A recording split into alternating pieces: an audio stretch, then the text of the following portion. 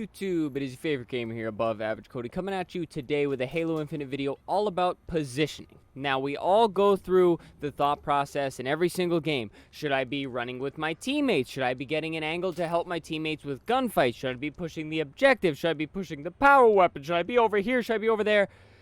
We all go through those million different questions, guys, and frankly, I'm going to walk you through 5 general situations that I'm going to kind of draw a picture of for you so that hopefully I can help you as an individual think better about where you should be positioning yourself on the map. Now, obviously, guys, to cover any of my bases right off the rip here, this does not always apply to every situation. It doesn't always apply to power weapons. That's going to be between you and your team and how you want to push power weapons, the objective, what have you. So I'm going to be catering this video to maybe the solo player. Maybe you're going in the solo duo queue, or heaven forbid you're solo queuing open rank, and you just want to know how you should be playing as an individual. So just keep that thought process in your head today. Now, guys, while we just run around here in academy training mode with a bunch of bots with no shooting on, I want to run you guys through the 5 situations that you could be put into that you really are plagued with the decisions such as where should I be heading on the map, guys. And we're here on Streets, you'll notice, instead of my favorite map to practice on live fire, because Streets is a perfect example of good positioning and how you can go about different positions. Now, those first 5 positions, guys, are the spawn trap, right? So you are completely trapped in your spawn. The enemy's just absolutely obliterating you. Second, you're losing bad, but you're not quite getting hammered right off the rip. The 50-50 game, the complete map control game where your team is just completely running the map, getting the kills, getting the objective time, and then really rushing the enemy spawn, which I don't condone, but we'll get into that last at the end of the video. Now, again, guys, we are here on Streets. So that first scenario we talked about, you are being spawn trapped. How should you be positioning yourself on the map? You're completely trapped here, back tram, you're spawning, everybody's on the front door, they're pushing up steps, they've got you locked from B. How should you go about this, and where should you try to position yourself, guys? Positioning-wise, you want to get out of the line of fire. If you are spawning right here, back tram, guys, into a line of sight spawn, you need to get out. You need to tell your teammates to get out, guys. And realistically, you can either rat away as a solo if your team's really not going with you guys, or you can really try to get your team to coordinate and push one direction. Because in reality, they have map control. They are moved up across the map such that they are able to trap you in the spawn. So chances are they have each lane covered. Again, that's why we're on Streets here. It's a perfect 3-lane map, right? So at most, you're going to encounter 2 people on 1 lane, guys. So positioning-wise, you're going to want to focus on 1 lane. Maybe your team's leaning heavier towards C Hill here up to B. You're going to want to push out that way, guys. Push out, get to an area that's more open, like up here on B plat. More lanes, much more escapes. Rather than just being confined to the 3 lanes, you can go down C Hill, you can go down B steps, you've got an escape through tires, you can go into PD, you can go through here to A plat. It opens up a lot more options, guys. So for positioning, you have to focus 1 lane and try to find a kill as an individual. And of course, if you're playing ranked, guys, I assume you're talking in game chat. Tell your homies to do the same, otherwise you're going to be put in an absolute blender. And that first one was more of like a strat on how to break it, but I'm really trying to put you guys in every possible situation you could be in through the flow of a game. So next up, we are in the game where you guys are just losing. Be it gunfights, be it objective time, be it both. It's really a situation where the enemy has complete map control, and frankly, this one's going to be similar to the first tip I gave you guys. You're going to want to not necessarily all focus one direction, but you have to have a common goal with your team. So you as the individual, again, if you see your teammates focusing, say, I don't know, B Hill on control, guys, you are going to want to move with your team. Say these bots are my teammates, guys, and they really want to take the fights in the middle to get rockets. Obviously, it's Cinder Shot in this situation. You need to get yourself in a position where you are able to help your team towards that common goal, because you have to take one first step to basically turn it into a 50-50 game, or at least give your team an opportunity to get map control. So put yourself maybe up here, you know, try to find some shots. I promise you, if your homies are taking all the fights down here, guys, these people down here aren't even going to be looking at you. So put yourself in a position where you can help the team with the common goal. Maybe you want to be a shot caller and you want to tell your homies what the common goal is.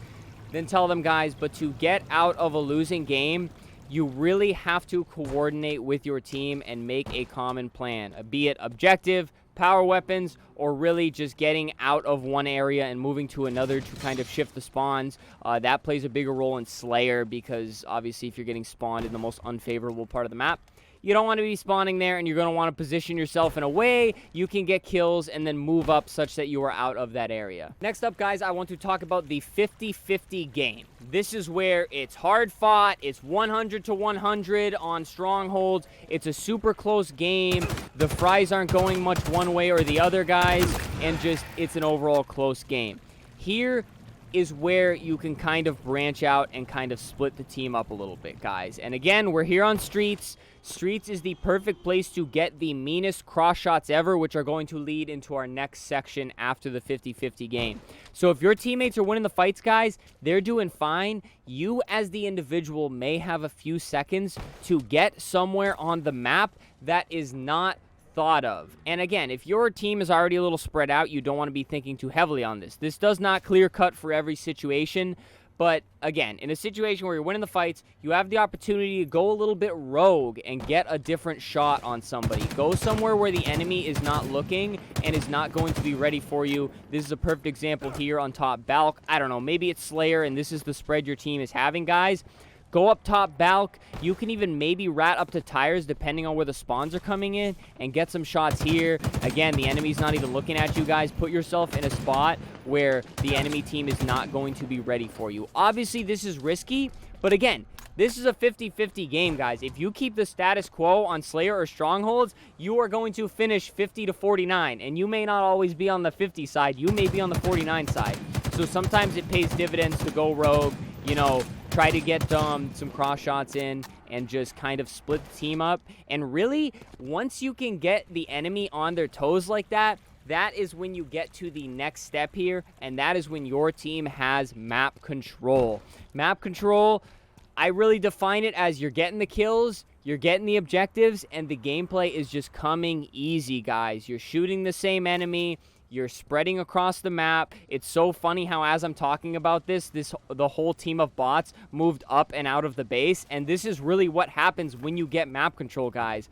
And then at this point, you can kind of dictate where the enemy is spawning. Now, this requires you to be very, very careful with your team maneuvering and things like that, guys. Because if you move one step too far, you may spawn them behind you. You may spawn them split so that some homie gets left out in the open and he's getting cross-shot.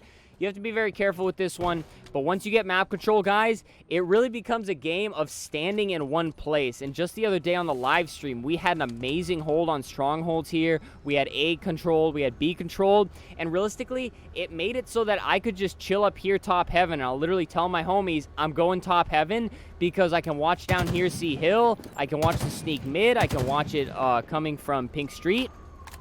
And that's truly map control for you guys. And that is the situation where you have an easy job as long as you are able to position yourself somewhere on the map where you can cover multiple angles. And this again assumes that your teammates are covering the points themselves, because if you have like B hill here, say, and all three of your teammates are here, you're gonna have to be the anchor as the individual, guys. You got to go back here, you got to go up A plat to keep the spawns from coming in back here, and then protect anybody on the enemy team that may be wrapping out, because you have map control. They are now going to be fighting their way out. You get to just stand there, watch angles, and then really just rotate about. But yeah, guys, in this situation, position yourself where you can watch multiple angles. It doesn't necessarily have to be top heaven in this situation. You can sit over here, back PD to prevent the PD spawn. You can even play tires. Tires and B steps, this area is probably the most advantageous spot because it literally takes 2 seconds to watch the cross, to go to peppering in the base, to go to helping out here, or even turning around and then helping out on the B hill. Map control, obviously, perfect situation, ideal situation. It's a situation we always want to be in, and that's probably the easiest time to make positioning decisions, but sometimes you have to make the tough decisions in the previous scenarios we talked about to get yourself in a position to have such freedom as full map control. And finally, guys, it is worth talking about a game where you are just completely hammering the other team, completely demolishing them. You've got them in the spawn trap. They're all going negative.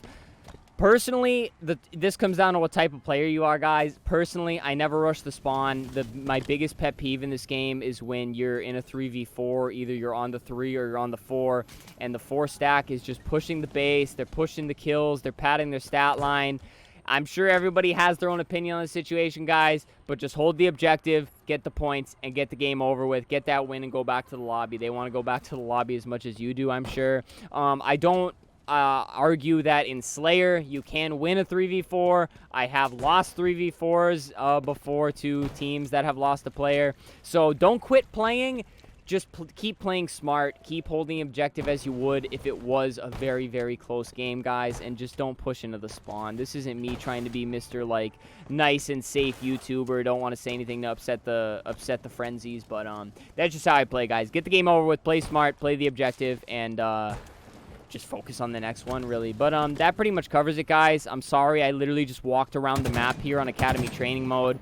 I've got all the good tips and tricks really upstairs in my mind. It's just very hard to find gameplay and demonstrate it and then draw it on screen. So it's kind of just easier for me to walk around and point with my cursor. So if you guys have any ideas on how I can better portray this whole idea of positioning with gameplay, please feel free to let me know, whether it's posting a full like game of strongholds that went really well and kind of breaking it down or something like that. But all right, guys, that's enough talking. Somebody actually brought this up in a recent live stream as an idea. If I remembered your name, I would shout you out, but I don't remember who brought it up to add it to the idea for videos. So if it's you, leave a comment down below. Let me know it was you. I'll leave a heart on it so it can jump to the top so you can get proper credit there.